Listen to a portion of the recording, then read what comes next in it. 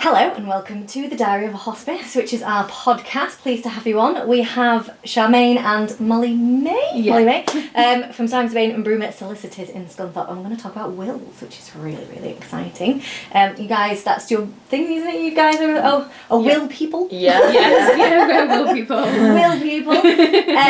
We're not just. It's great to talk about wills anyway, but we are talking about it with a purpose because it is our Make a Will month all the way through March, which is when we encourage people to not only make their wills but leave a legacy for Lindsay Lodge. And a legacy is a bit of a term, but it's a gift in a will, basically. Yeah. And there are lots of reasons to leave gifts in a will, aren't there? Sometimes it's an emotional, but sometimes there's actually benefits as well, isn't there? Yeah, so what are the benefits, I guess, of leaving a gift in a will first? We'll go there. I mean, obviously, it's one of the benefits, as you say, is to support causes that are important to you. You can do legacies in different ways. So obviously, you can do a specific gift of a specific amount of money, or you can leave a percentage if you're not sure what you're gonna own when you pass away, which obviously that'll then fluctuate with your estate and also with inflation as well. But it's just a way to sort of recognise people or organisations that are important to you, I suppose, and give them that bit of extra support.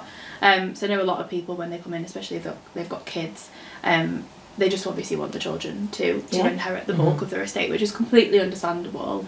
But legacies, as we say, is just a way to recognise other people or charities that are important to you as well. Yeah, 100%.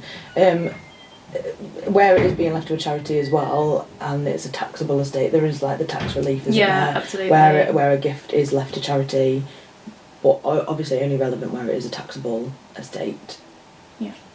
And it's, I guess for us, it is massively beneficial because that money does actually go to support everything that we do. Like for lots of charities, gifts and wills tend to be the main bulk of actually what keeps the charity to running in a way. So it's a good way, I guess, if you're worried about or you want to make sure when you leave this world you've left it in a better place than when you started, then that is a wonderful way to do it because your legacy literally lives on throughout the thing that you love, which is fantastic. And sometimes people can be quite scared of talking about wills and things like that. Yeah, absolutely. But for me, that it's actually, I think it's quite a nice conversation because it's actually, you become less scared of the end process, don't you? Because you are actually thinking about how you want to leave, what you want to. Not just, I guess, leave charities, but also leave your family and your friends and how you can remember them and how you will sort of live on beyond yourself. Yeah. I do think there is a massive taboo. It is a massive taboo subject, making a will. I think people have this misconception that they're going to come in and then that's it. They're going to die the next day, or it's just then like, oh God, no, I'm going to die now. And I don't ever want it to be like that. I always want it to be a comfortable conversation, and it is always, in hindsight, just about lifetime planning, and it's stupid stuff that you can put in your wills, from your burial wishes, or what song you would like at your service, or or a favourite church that you have, or it could be anything that you specifically want, and you've already thought about that, but then you can cover that in your will.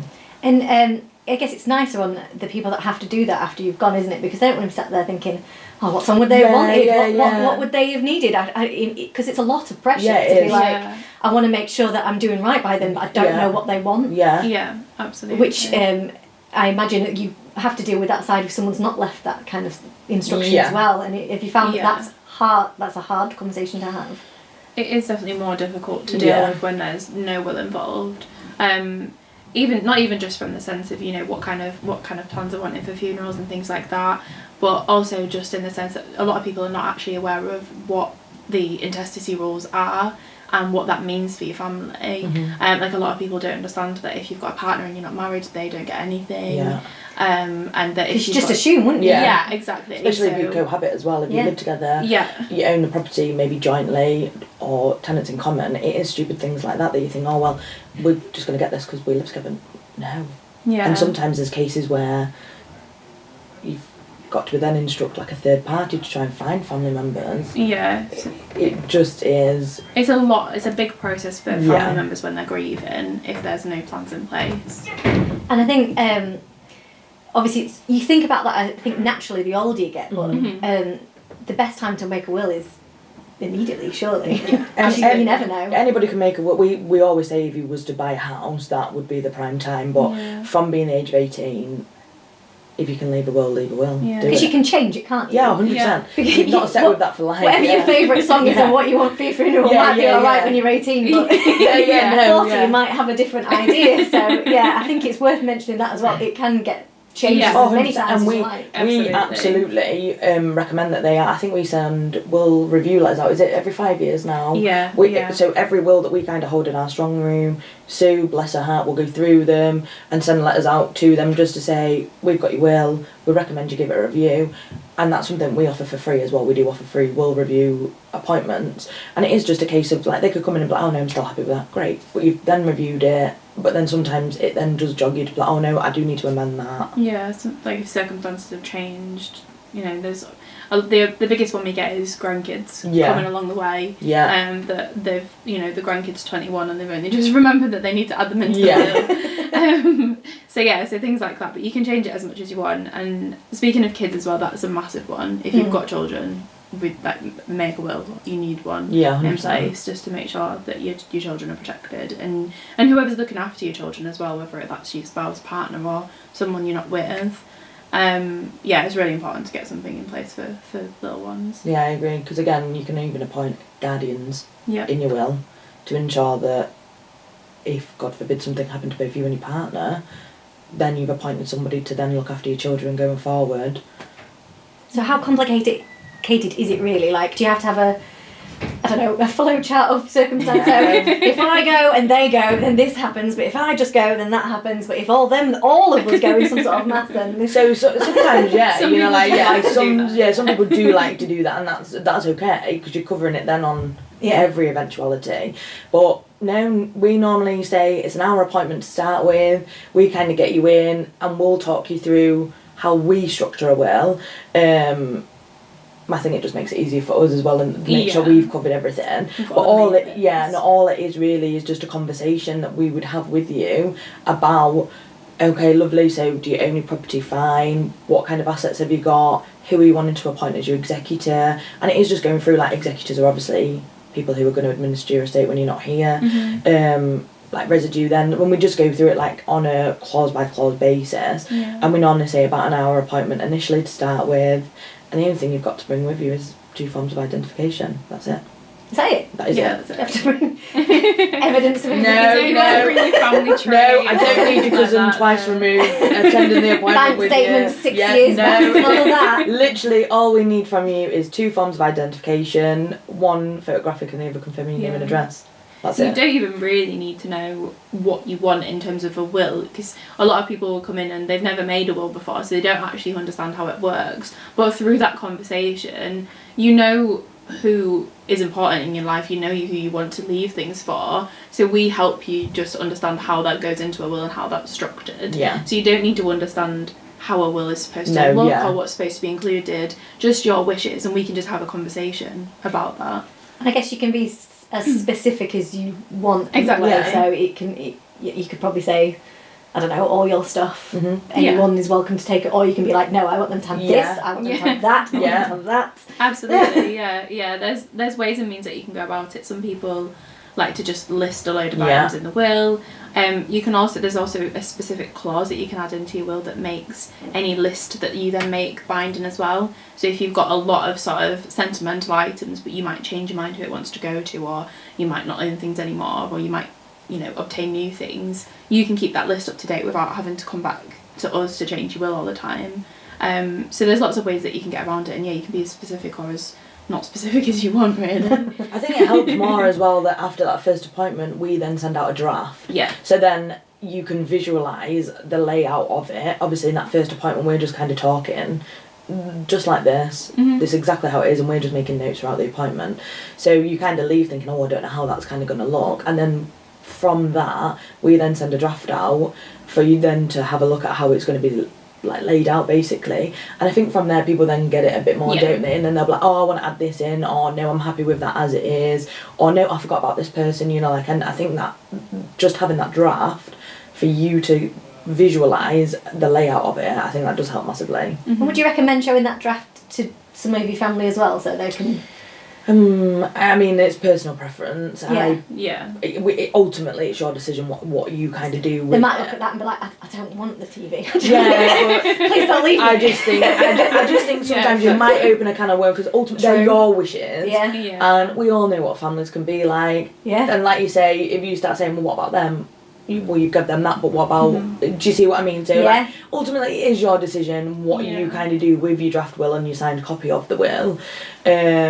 Legally speaking, it's confidential. Yeah, so if somebody was to ring... So Yes, if somebody was to ring us and say, oh, my mum's got a will in the strong room, can I see it? Yeah, no. Sorry. Yeah. So sorry about that. No. Oh gosh, no. Yeah. And I guess it's only the executors that get to see it come the time as well, is it? Or anyone who's... Yeah, so your executors will be the first people to see it. We'll not get into probate. It's not like how it happens in the films where there's some sort of video. No, that is such I love that question. That is the best question when people. When do we read the will? Yeah, when do we have the will reading? Yeah, and I think because it is. Do you not wish you could do that? Like sometimes, yeah, just to be like drop some bombshells. Yeah, do you know what I mean? Like sometimes you do kind of wish because how it is portrayed on the films and the TV series and that you do think that that would be quite cool. But yeah, the amount of people that ring and like, oh well, all the family's here after the funeral. Like, can we come in and have the will read? And you're like, whoa, well, like, that's not a thing. Who's reading it? Yeah, Christ, yeah. Like a bedtime story. Yeah, literally, yeah. I think there is that misconception still massively, and it is quite funny still when people ring. Yeah, but no, it's just your executor. Yeah, no will readings. Yeah. If they want to show people, obviously that's up to them. But yeah, if you need probate, it becomes public. But that's getting into another kind of we Absolutely, yeah. So I guess the advice really is to make it early rather than later, because if you make it too late, then you can have extra problems in that way, can't you? Yeah. So yeah, like we do recommend as soon as you're able. Obviously circumstances happen, circumstances arises, which we do understand, and it is something that we offer. If you are poorly and down at the hospice, for example, on palliative care, and you think, oh, I don't actually have a will, that is something that we can come down and we can do, and we do offer it. But again, even in them circumstances, we know things change quite often and quite quickly in them situations.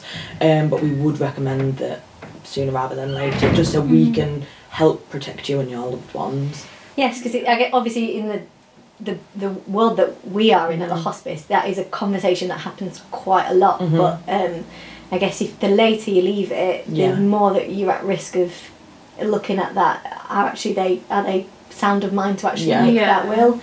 And it becomes trickier then, because you've got to prove that they're in the right minds and everything like that. And so the earlier that you can do it, like just like you say, buying a house, having a child, just turning 18, like the better. At least you've got something. 100%. Yeah, it's peace of mind for you as well at the end of the day, because as you said, with the hospice, a lot of people who have to get one done at the last minute for whatever reason, it's not a nice experience for them either. It's stressful. It makes them anxious. Whereas if you can pop in, or if we can come to see you, and you're doing it under no pressure, it's a much nicer experience for you as well. And the amount of people that leave when they've signed the will and they're like, oh, that was easy. That's done. That was easy. Like, and it is such an easy process to just do it, and then you can just take it off your list. I think people expect that we want a kidney. Like, they do. I think they like just expect us to take a kidney from them, and they're like, oh, that was so easy. I wasn't expecting that. So it's peace of mind, isn't it? I guess you've done it. It's there. Anything that happens after that, you know that. Somewhere in a room, that bit's taken care of. 100%. And even if you have to make an amendment, I was going to say, you can swap and change it as many times as you like. It doesn't matter. And we have people who take advantage of that. Yeah.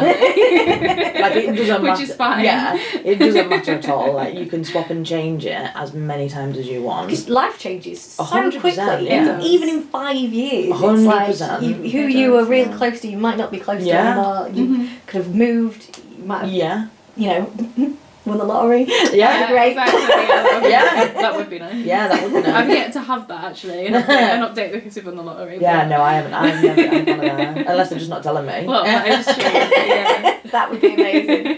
So things happen all the time. I mean, even not even just the positive things, but people fall out. We see families fall out all the time. Yeah. And the earlier you've done the will, the more chance you've got to change that before anything happens. Just to make sure it accurately reflects what you want.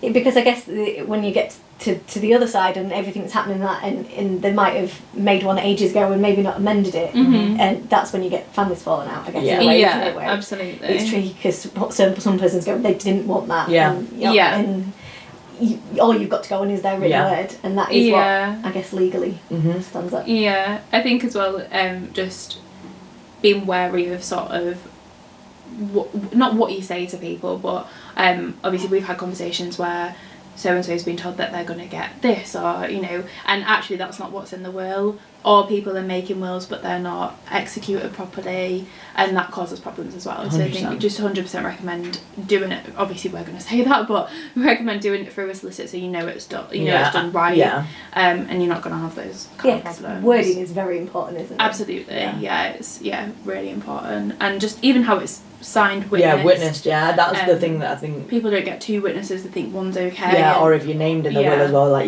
you can't then be a witness as well, but people don't realise that. That would make sense, Yeah, see what I mean, so it is silly things like that people don't realise that if it's not executed properly. Do they have to find, if they're doing it through you, do you guys witness it? Oh, do they? yeah. You have to go on the street and No. I don't know you, can you? No, so we'll always You are a stranger! It's not like witness at a wedding that you just No, absolutely, yeah. So because if that was true, I'd be walking around here all the time. I'll do it. Just to come and have a nosy.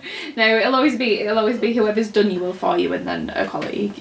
And even that counts for even if we have to come out to the hospice or home visits. We'll always bring someone. We don't expect. Yeah, we don't expect that. People to, strangers to have to just. Neighbour just to be called in at the very last minute. Good to know. Yeah. So let's talk a little bit about, I guess, Make a Will Month and what we're doing with that.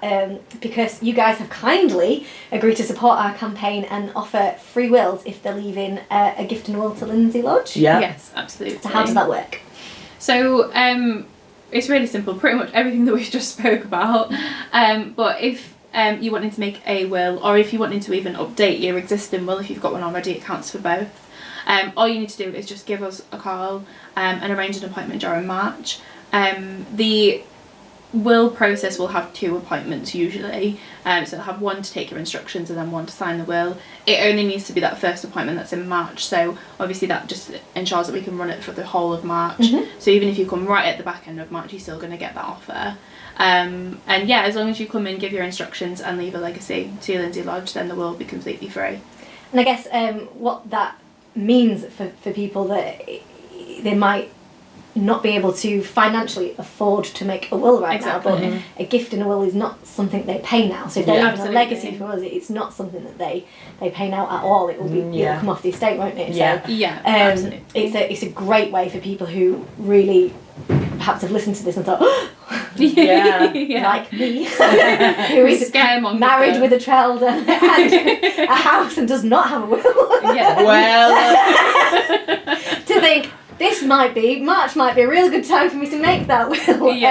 Because that cost of making the will is what you guys are offering as the gift to Lindsay Lodge. As the minimum. So as the minimum, you can choose to leave much more to us, which would be great. But similarly, there is that as well. So I think is it 200? For a single will, and 350. For a double? What is a double will? That's a good question. A mirror will. So like you just said, you're married, so it would be you and your husband, and basically they just mirror. So we have to agree. I mean, you don't have to. You don't have to. If there's very slight changes, we can do it still as a mirror will. But I mean, if you're doing it as a single person, and he's doing his as a single person, then obviously they're going to be 2 separate wills. Whereas, you might be listening. We do agree. That makes it sound like we don't agree. Are you sure? Yes, we do. But the reason that it's obviously only slightly more for mirror wills is because most of the time you're leaving everything to each other, and then it'll be when the second passes that the legacy will then come out. So we'll agree where the children go. Exactly. But obviously we're aware that everything's tight for everybody at the minute. So I think it's a good way to not only support you guys, but to support people who, as you say, can't afford to make a will at the minute, but really feel like they need one. 100%. I also feel like it is good to help them Lodge a bit more, because I think people forget that unless you've actually experienced that side of of Lindsay Lodge, that not that it's forgotten about, like people know it's there, but people don't realise the extent of what you guys offer. No, absolutely. So they don't. Only 27% of what we do is funded. So everything else we've got to raise everything. So and what we offer is free, completely free to people. So if you, because how awful would that be if you're at end of life care and you need that thing and you're like, okay, well it's thousands of pounds. But awful. It's not even just the care that you offer to these people on end of life, it's the way that you then look after their families and absolutely. Do you know what I mean? The friends this is what I mean, like it just and I think unless you have experienced that side of the hospice, which we don't wish upon. Obviously, which we don't, but I don't think people realise the extent of the stuff that you guys do, even just the respite, the daycare, that kind of thing. And the daycare is obviously open to friends and family also, as well as the patient. Even people that have experienced it still don't understand the breadth of what is truly offered. So I think like this month is going to be a great opportunity for people to have an understanding on what actually the hospice do. It is, so I guess as a nutshell, if you listen to this, I'd like to think that you do know a little bit more about us, but you might not. So we support people from the point of their palliative diagnosis, and they could be on that journey for years and years and years and years. Because we have the daycare things and stuff like that. We have a rehab team that come to help people who might have got their diagnosis but they're struggling with mobility. They might be getting a little bit further down the line and actually they still want to live very independently at home, and they might need our rehab team to come and help them actually figure out how they manage their symptoms and still get to live their life well as long as they possibly can. We have, like I said, family support, so not just when end of life care and we do the bereavement stuff, but also people that have just got that diagnosis and they know they're working through it. That's emotionally really hard to deal with. And we have our counsellors, but we also our daycare team as well also help with all the wellbeing things. We have carer support stuff as well, which is amazing because the patients will sometimes come in the day to either do the daycare stuff or symptom management things, and then that gives the carer the chance to go and either have a break or come into our carer support thing and actually talk to other people that are going through the same thing. And that's just a nutshell. If you keep unpicking the layers, there's so many things, because actually it's such a massive thing for people, and there are different points that people struggle with, and we're always bringing in new things because we're like, okay, you're struggling with that, we could probably help with that actually. We've got someone who's really good at this, and consistently changing what we do to fit the needs of the landscape around us. But it has to be free, like it has to be. So but we have to pay. We have to. It's free for them, but it's not for us. We have to pay our staff. We have a great volunteer base, amazing, and you guys come and help with that sometimes all the time, which is fantastic. Even when you were making our pennies packs, just even making the stuff up for us to run a campaign is marvellous. And if there's a car park in Marshall to pick out with that third finger in a bib, she's your girl. I am there.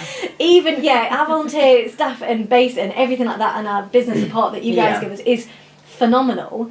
But we still have so many members of staff that we need to pay. Everyone's gas and electrics has gone up and all, and it has for us as well, and our food costs. Everyone, honestly, every patient I meet at Lindsay Lodge, one of the first things they say to me is, food here is phenomenal. And do you know what? I don't want to say that, but I have heard it personally as well from like a family member who has experienced the palliative side of things, and the food menu sounds delicious, man. It is amazing. And you can, obviously you can go to the meet and eat and actually have it. The cakes, sublime. I had they look so good. They did them school cake things where I had sponge with icing on it, I had jam in the middle. Oh my god, I know someone that works in the kitchen down at the hospice, and she does make good cakes, man. I know she does. But it costs, food costs, things like that. It costs her in the kitchen, but we don't want to skimp and just it's got to be good, and we proud of the fact that sometimes a patient will come in for symptom management, but they've not been looking after themselves very well, and they'll have lost a lot of weight, and they put it on because they love it, because it's nice food, and they're so good. They will literally come and I only really fancy this. They'll be like, okay, I can probably make something like that. So, which is good. They do it for me as well, because I'm a vegetarian and I'm gluten free, so I'm consistently going, what can you make me? What can you make me? So they're so good. But all that kind of stuff, everything, it costs money. With only 27% funded, it's a lot that we have to make up to keep that going every year. So a gift in a will has a massive impact on us. And that's what we're hoping to achieve, like people to understand that side of it that you guys offer by coming in and participating in this Make a Will Month. Yeah. Obviously we want everybody to have wills, like it should just be an all round thing, but our goal ultimately is to help you guys down at the hospice and just try and get people a bit more of an understanding on what you do actually offer. And it's worth saying as well, if the gift in the will that you're leaving is significant and you've got something that you really want it to go to, they can specify that as well. I mean, for us it's better for them to say just help us support and let us use it, but 100%. if what you want to do is leave something massively significant because you really believe in what they can do, then for us I would recommend coming to actually speak to us and seeing actually where could this go, what do you want, like what do you think, and have that conversation, because we're more than willing to have that and speak to people and talk about where that money might go and that kind of stuff, to have that conversation even before they come in and do that, because you've got different kind of specific things that you can leave in it, can't you? Absolutely. So as you said, you can just leave it for just your general purposes, or you can leave it specifically to buy something or for a specific department. For the nurses, for the cooks, like I would buy more cakes. Specifically to go on cake. I thoroughly support the cake. 100%. By all means, if that's what you want to go for. Then. But so you can take it how you like. Because it's a personal process, and we would totally get that. Like, and sometimes something is really important to you. Obviously, for us, it's better for them for it to be a bit more freedom, so we know if we're struggling somewhere and we really need to keep it going, then we know we can use that. But absolutely. I would say if you want to leave something significant and you really are passionate about something, then have that conversation. 100%. And I 100% we would point them down. There's only so much we can advise them there. We give a great tour. It is true. Give it a great tour, and but it can even be stupid things like half of a property. It doesn't specifically have to be money, does it? It could be. You don't have to pick an amount. It could be. It could be anything. A percentage as well, can't it? Because sometimes you don't know what you've got at the end when everything comes off. So sometimes it's better to work in. I can't remember what it's called. You will know, because. So you've got obviously a residuary gift, and then you've got your pecuniary legacies as well. So pecuniary is the one where you leave a specific sum of money, and then residuary is a percentage of what's left. And I think some people get scared about percentages as well, because I don't know what it is, but when you say residue, you kind of like assume that's just like everything you own. And I think people freak out a little bit about leaving a percentage to a charity rather than just a specific amount. But although it works in favour of the charity in the sense that if you have more when you pass away, they get a bigger percentage, and obviously inflation and that kind of thing, it also works for you as well, because you don't know what's going to happen, and if you don't have anything left at the end and you've got that specific legacy, that goes out before the residue. Whereas if you're leaving a percentage, then the percentage will just shrink with everything else that you own. Or grow with everything else. Exactly. So it works both ways. So I think it's not a scary thing to leave a percentage. It's actually probably better on both ends. And it's not scary to do a will, I promise. No, it's not. 100% not scary. You guys are lovely, so I can't imagine that. I just think it's just such a taboo subject, and I hate it being such a taboo. Like, we are trying really hard trying to get people to discuss these kind of things. We do the drop-in sessions, don't we? Which we're trying to do, is it once a quarter? Yeah. Which we're doing here. We're also working with you guys to try and get a will cafe. Yeah. So excited to about get the cakes. cakes. The nice thing we were talking about. We're trying to get that, and we're trying to just open up and talk a bit more. Just be frank freely. About it. Yeah. It's not a scary It isn't scary at all, and nothing bad's going to happen to you because you've talked about it, I promise. I think we're just trying I've to break talked about it and I'm fine. Exactly. You're going to be absolutely I think it's just breaking that stigma. I think people think, oh no, can't talk about that. I think it's wills and solicitors though, isn't it? It's like a double whammy. Wills are scary and people think that they're going to die as soon as they've made one. But also I think people have an old-fashioned view of solicitors as well. And I mean, as you can see by talking to us, we're not stiffs, we're not we're not scary. And I think a lot of people exactly. And people tend to be pleasantly surprised by that when they come to see us, that we're just normal people, and we're here to make you feel comfortable and at ease. We're not here to judge you or make you feel uncomfortable or anything like that. Yeah, no, absolutely. That'd be my worst nightmare actually. I know. Because it might be that the people are sat there thinking, I barely have any money to scrape There's together always something. as it is. There's always We're gonna something get that can started be on left. So do you not own a car? Do you know what I mean? It's stupid things like that. Like, what about your money already in your bank? You get paid still. Everyone has a bank account. Yeah, that's what I mean. And Yeah. it is silly things like that you might say, well, I don't actually own this house, right? Do you own a bank account? What's going to happen to that money then? Yeah, because you don't know what's going to be left at the end of it. That's So what I if mean. you're doing that Yeah. percentage thing, It then- could even just be your savings account, you know, like, what's going to happen to that then? So you're no longer here, who's going to get that? So yeah, that might very well be that what puts a lot of people off, I guess, in a way that, especially in the current climate that we're in. Like, there might be that association that wills are for people that have large estates and houses in. I was trying to think of a place where you could have a house. Spain. Yeah. and all that kind of stuff. And it's just for those, but it's not, is it? It's No, it's for everyone. It is for everybody. Absolutely. And it doesn't matter if you just own the smallest thing in the world. It is still your possession, and what would you like to happen with that? Yeah, jewellery, for instance. You've Yeah. got, some people have some very sentimental things that it's actually important that they go to a specific place. I think that's important. Sentimental value is so important. It's not about a monetary value. No, It doesn't 100, have to be something expensive. If it's important to you, then put it in your will. Yeah, 100%. Perfect. I think we've covered everything. Have you got anything else that you want to get across or make sure that people know that they might not know about wills? I don't think so. Just that they're not don't be scary. scared. Yeah, we aren't scary, and they're not a scary process. I promise. No. Like 100%, it will be okay. Yeah, and I think if you're going to do it at any time, do it now while it's Yeah, free.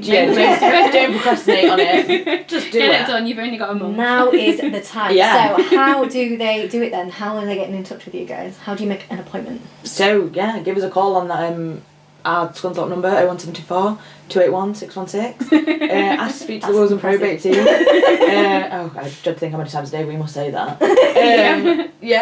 Ask to go through to the Wills and Probate team, and they'll make you the appointment. Do they have to quote this offer in it, or? No, so if you just make an appointment to make a will, and then at the appointment we'll discuss what's going in there, and obviously if you are leaving a legacy to Lindsay Lodge, then that'll we'll it'll go through automatically that. be applied. Fantastic. Well, we'll put some information about the will caps when we have them as well, when then where they'll be, because it's a good opportunity to, I guess, break those barriers down Yeah, and just come have and those talk to us, yeah. conversations, Just come and have a chat, yeah. figure out what they need to do, all that kind of stuff. But first and foremost, make that appointment. That's the best thing to do. Yes. Thank you so much for No, speaking to us thank you today. for having us. Thank you for having us. Hopefully, it's made someone go, oh my gosh. Yeah, I really hope so. I need to make that will. Yeah, It is for me. Hopefully you, actually. Yes, I will be. That will be, yes.